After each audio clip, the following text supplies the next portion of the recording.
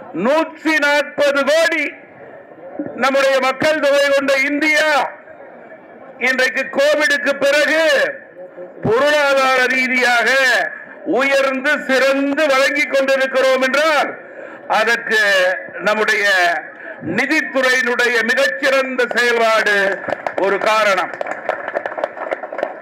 தமிழகத்திற்கு தனி பெரும் பெருமை.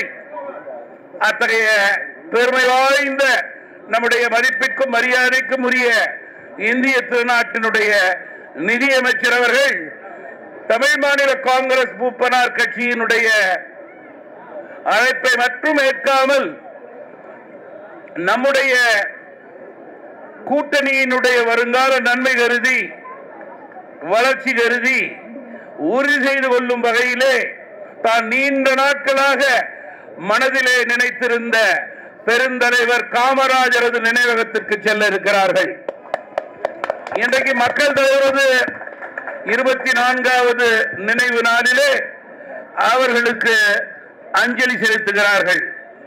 இருகரம் கூப்பி அம்மா நிர்மலா சீதாராமன் அவர்களுக்கு நன்றி தெரிவித்து அவர்களை உரையாற்ற அழைக்கிறேன்.